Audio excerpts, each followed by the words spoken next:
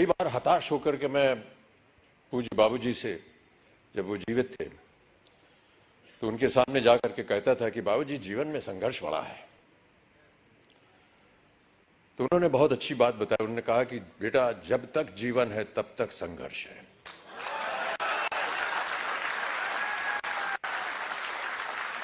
और आप भी मान लीजिए कि आपके जीवन में प्रतिदिन प्रतिक्षण ये संघर्ष रहेगा, और आप लोगों को वादा करना पड़ेगा कि ये संघर्ष में आप लगे हैं, आगे भी आगे आप संघर्ष करते जाएंगे, ताकि जो भी कार्य आप उठाएं उसमें वो संघर्ष जो है वो नजर आए।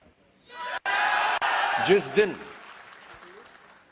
दिन लोग आपके संघर्ष को सम्मानित करेंगे, उस दिन आपका पदार्थ जो है वो ऊंचाइयों पर पहुंचाएगा।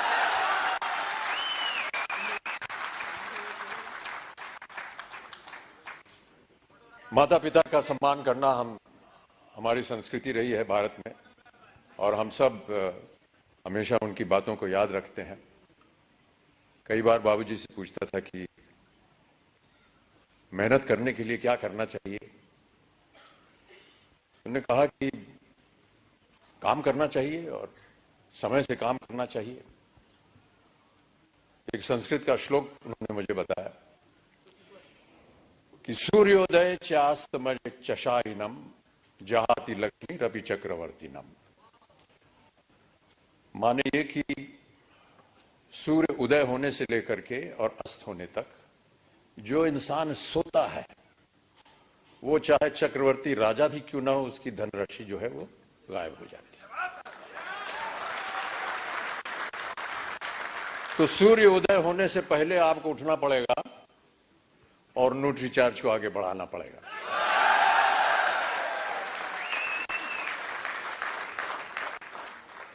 हनुमान जी की एक कथा है। हनुमान जी ने कहा था कि ईश्वर से कि हमको शिक्षा प्राप्त करनी है, ज्ञान प्राप्त करना है, क्या किया जाए, किसके पास जाए। उनसे बताया गया कि आप सूर्य के पास जाइए। सूर्य देवता जो है वो ज्ञान का भंडार है, उनके पास आप जाएंगे तो वो आपको ज्ञान दे सकेंगे। तो हनुमान जी गए सूर्य देवता के पास। सूर्य देवता ने कहा, भैया मैं तो चलायमान हूं, चलता रहता हूं, कैसे तुमको शिक्षा दूंगा मैं। तो हनुमान जी ने कहा कि आप ज्ञान मुझे देते जाइए और चलते रहिए, मैं आपके सामने उल्टा होकर के चलूंगा। तो आप चलते रहेंगे, मैं आपके सामने उल्टा होकर के चलता रहूंगा और ज्ञान प्राप्त हो जाएगा मुझे। कहने का तात्पर्य यह है कि सूर्य के आगे आपको चलना पड़ेगा, तभी जाकर के आपको ज्ञान प्राप्त होगा, तभी आपका संघर्ष जो है वो सफल होगा। प्रोत्साहित करने के लिए एक कविता की कुछ पंक्तियां हैं। इससे पहले मधुशाला की एक पंक्ति पढ़ी गई थी, क्षमा चाहता हूं, उसमें थोड़ी बहुत त्रुटियां थी। जो यहां सज्जन पुरुष आए थे,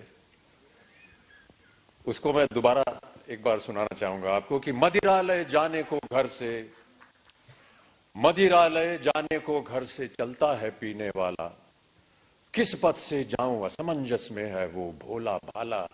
अलग अलग पथ बदलाते सब, पर मैं ये बतलाता हूं कि राह पकड़ तू एक चला जल, पा जाएगा मधुशाला।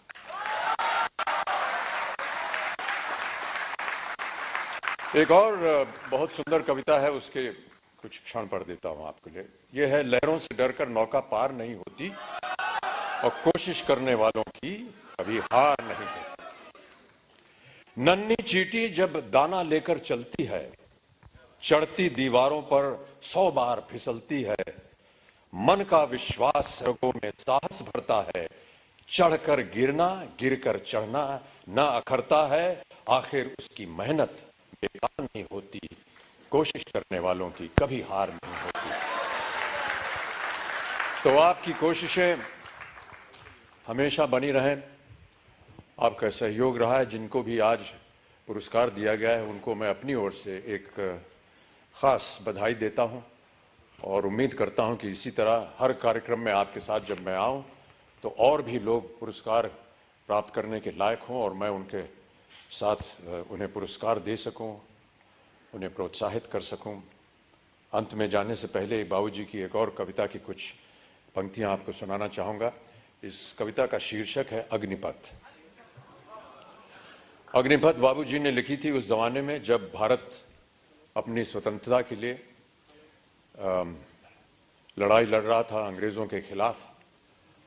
तो भारत की जनता को प्रोत्साहित करने के लिए उन्होंने ये कविता लिखी थी। लेकिन मेरा ऐसा मानना है कि ये एक ऐसी कविता है जो हर क्षण, हर वर्ष, हर युग में उसका एक ही मायने निकलता है, प्रोत्साहित करती है जनता को। तो आपको भी मैं प्रोत्साहित करने के तौर पर अग्निपथ की कुछ पंक्तियां सुना देता हूं कि अग्निपथ अग्निपथ अग्निपथ, वृक्ष हो भले खड़े, हो बड़े हो घने, एक पत्र छाह भी मांग मत मांग मत मांग मत।